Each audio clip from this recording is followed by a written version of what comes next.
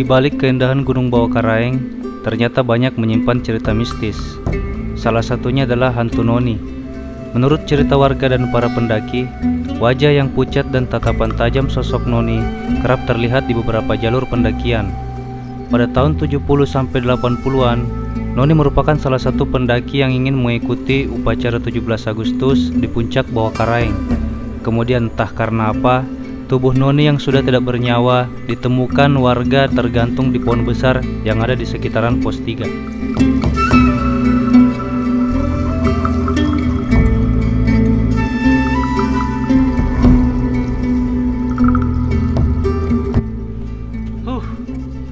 Perjalanan dari pos keempat tadi menuju ke pos 5.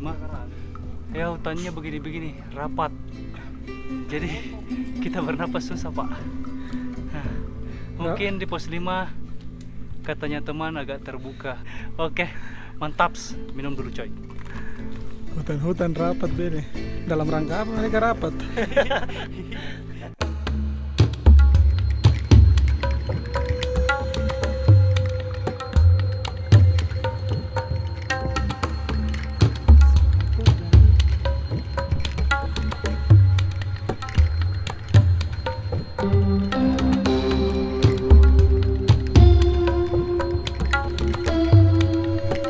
Di tengah perjalanan menuju pos 5, kami bertemu dengan rombongan yang ingin turun.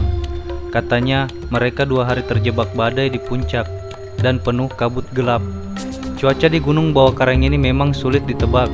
Mudah-mudahan saya dan tim tidak senasib dengan rombongan tadi.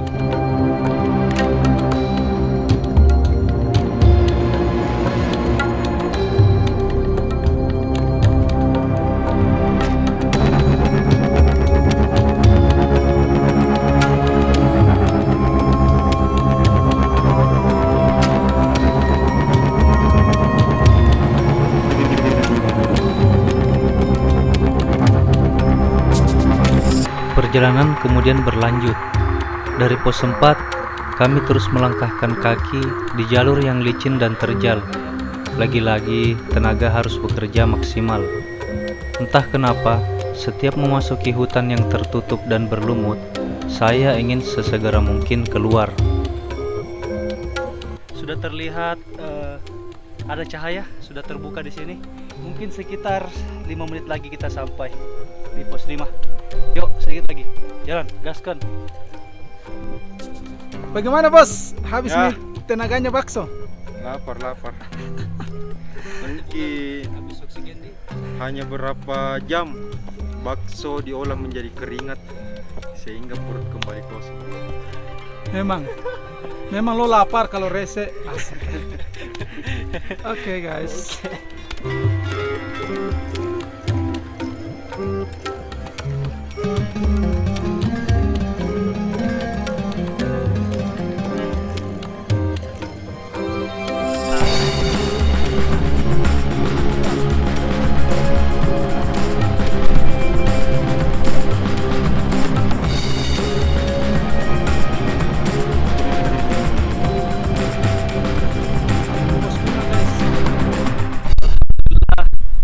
Kita sudah sampai di pos 5 Bawakaraeng. Di sini biasanya orang tempat camping ya, atau persinggahan. Biasanya dilanjut keesokan harinya. Tapi berhubung kita ini termasuk cepat dan mau berangkat kembali ke pos 7. Rencana kita akan nge-camp di pos 7. Jadi datang juga lama-lama di sini. Kencang angin. Oke, kalau begitu kita langsung ke pos 7. Tapi sebelum itu lihat pemandangannya di belakang luar biasa. Baru pertama kali saya melihat awan seperti ini, Pak.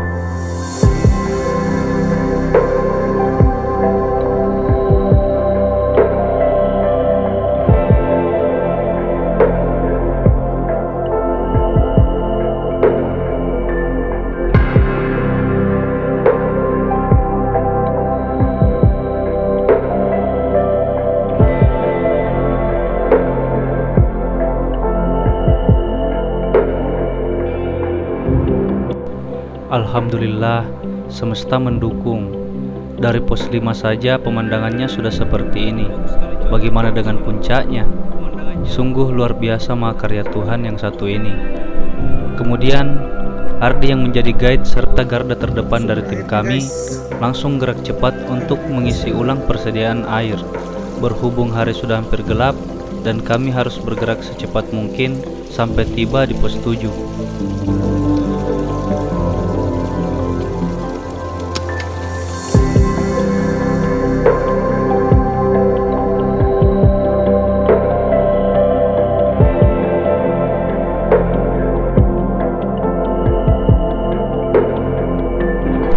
Lanjut lagi ke pos 6. Bismillah. Ayo, gas.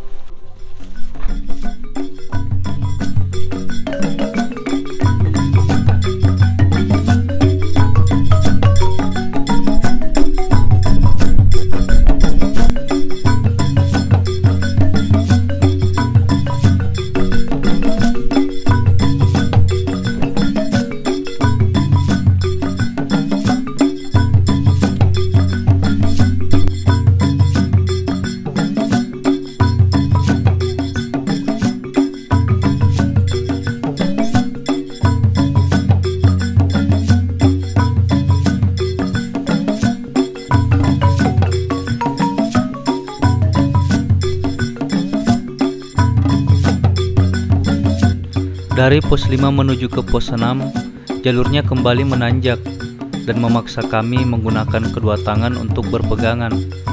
Tak jauh berjalan, suara azan maghrib masih bisa didengar dari ketinggian ini.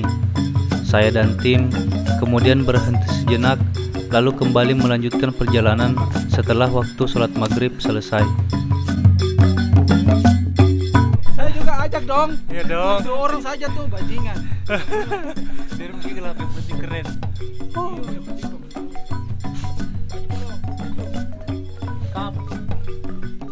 Mantap, keren, mantap. Oh, ini Asir, kalau cuaca begini jarang-jarang orang Asir dapat. Ya, tergantung rezeki masing-masing dah. Kalau pas naik dapat rezekinya awan seindah ini. Kalau rezekinya adik, Ya, kalau rezekinya adik sih, adik dapat.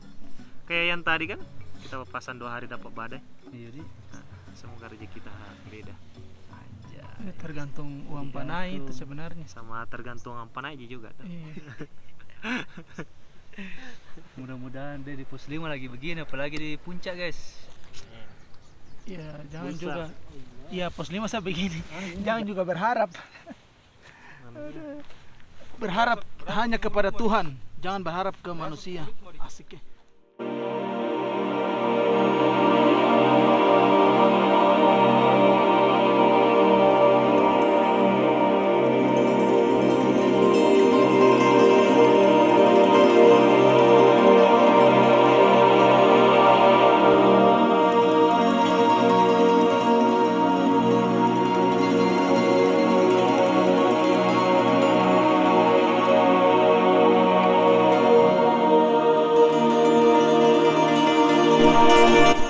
Dari dalam tas masing-masing, senter kepala sudah mulai dikeluarkan. Dinginnya angin malam memaksa kami untuk terus bergerak agar tidak terlalu lama beristirahat.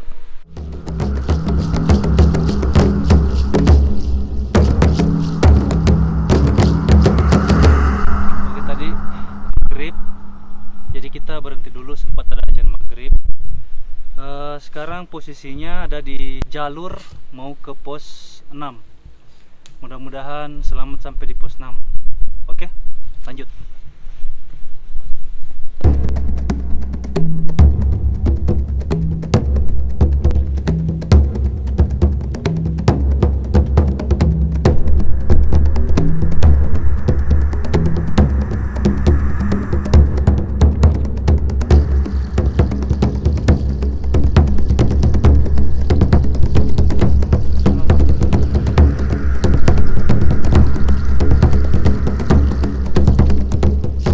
Aku capek. Tapi aku Ultraman. Astagfirullah. Gana bosku. Ada kayak lain tuh. Di mana ya pos 6 ini? Jalan. Pos 6 di depan. Di depan. Itu jalan tuh ke depan, bukan ke belakang.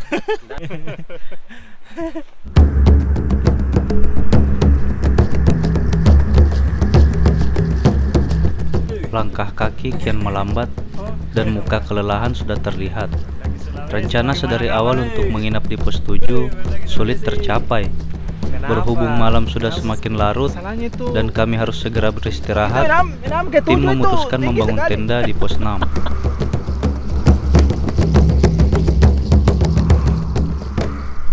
Oke, jadi hasil pertimbangan teman-teman, karena ini sekarang sudah waktunya makan malam.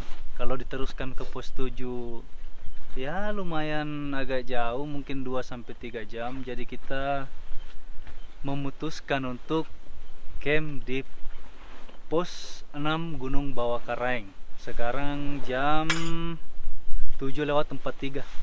Tenda sudah jadi, mungkin tinggal pasang-pasang flashlight dan lain-lain. Habis itu kita masak dan makan. Oke? Sampai ketemu di makan-makan. Mantap. Yasir dan Imran yang menjadi koki kami pada pendakian kali ini. Kalau soal masak-memasak, memang sudah tidak diragukan lagi.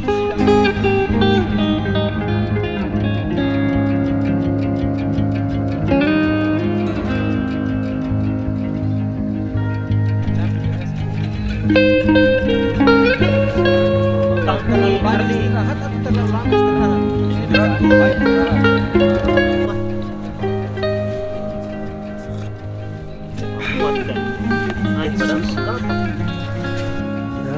Setelah makan dan ngopi sambil sebat, kami kemudian tidur untuk mempersiapkan stamina di keesokan harinya.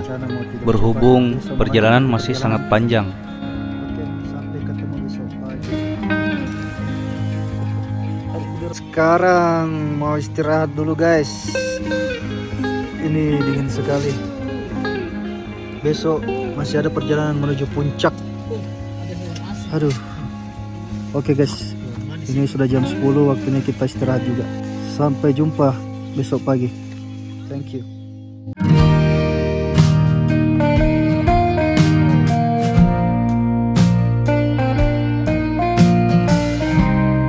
Hari kedua pendakian, cuaca berkabut dan sedikit gerimis. Mengingat persediaan air kami menipis, jadi sarapan pagi ini hanya membuat kopi dan makan cemilan kecil saja. Selamat pagi Om. Pagi. Bagaimana tadi malam tidurnya Om? Dingin. Ada. Pagi ini kabut Om Dik. Enak ini ngeteh. Jadi pagi ini rencananya minum kopi dulu, baru lanjut jalan. Sekarang jam 6.48. Ngopi.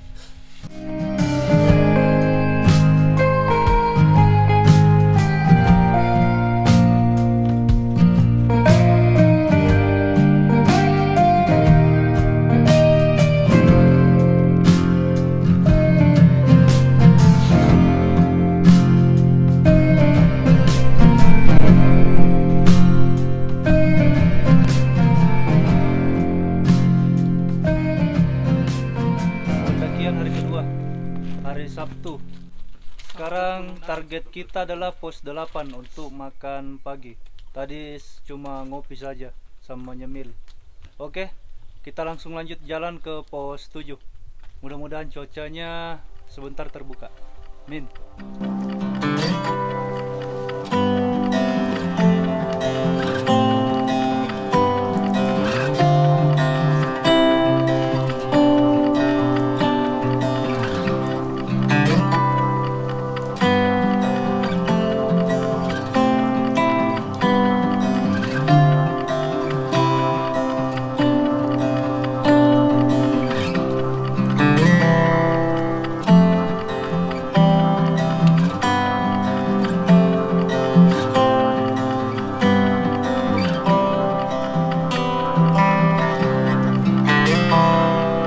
Di hari kedua pendakian, dari pos 6 ke pos 7, vegetasinya kembali berubah.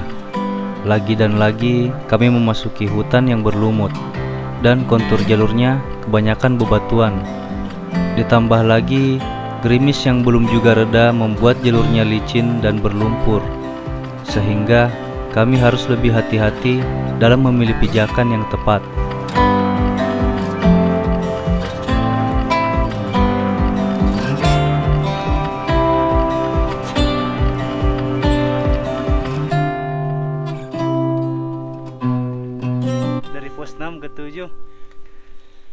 langsung begini jalurnya Pak. Baru bangun tidur, cuma minum kopi, langsung dihajar tanjakan. Tapi bisa sedikit demi sedikit. Yuk.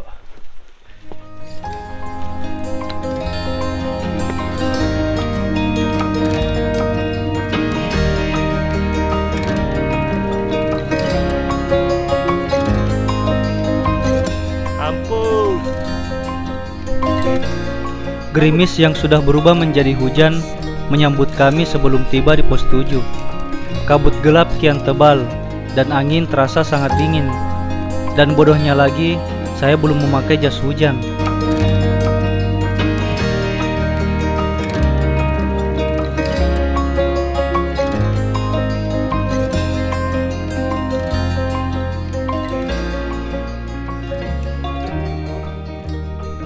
Cuaca berkabut, kabutnya bawa air.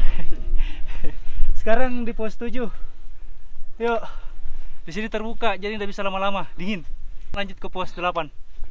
Oke, mantap.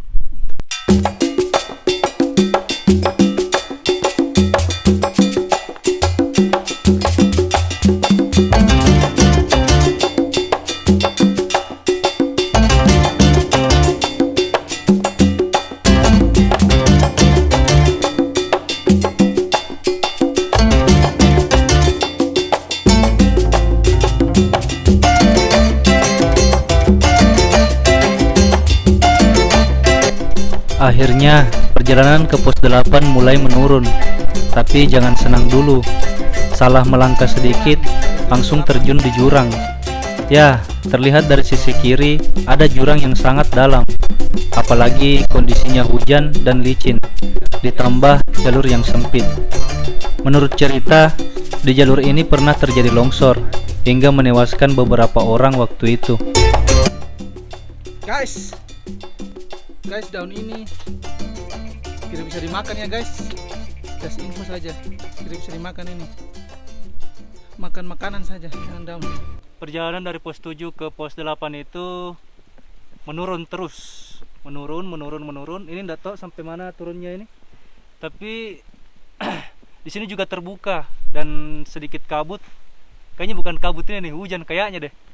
Nah, daripada lama-lama di sini mending kita langsung bergerak saja, Pak. Nanti tambah deras hujannya. Oke, mantap. Turun dulu.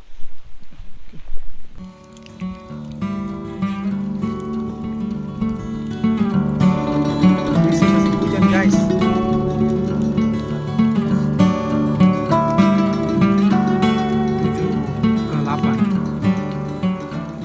Oke. Jadi di sini adalah pertengahan antara jalur pos 7 ke pos 8. Tadi habis dari atas turun terus sampai di sini. Makanya istirahat dulu. Dan hujan juga mulai agak deras ini guys. Jadi kita pakai mantel dulu. Apa sih namanya ini, kantong plastik. Nah, baru istirahat merokok satu batang baru kita lanjut. Karena di sini kayaknya ini masih jauh. Bapak Yasir bilang masih jauh. Kita percaya Bapak Yasir daripada Bapak yang di atas. Jangan percaya sama Ardi.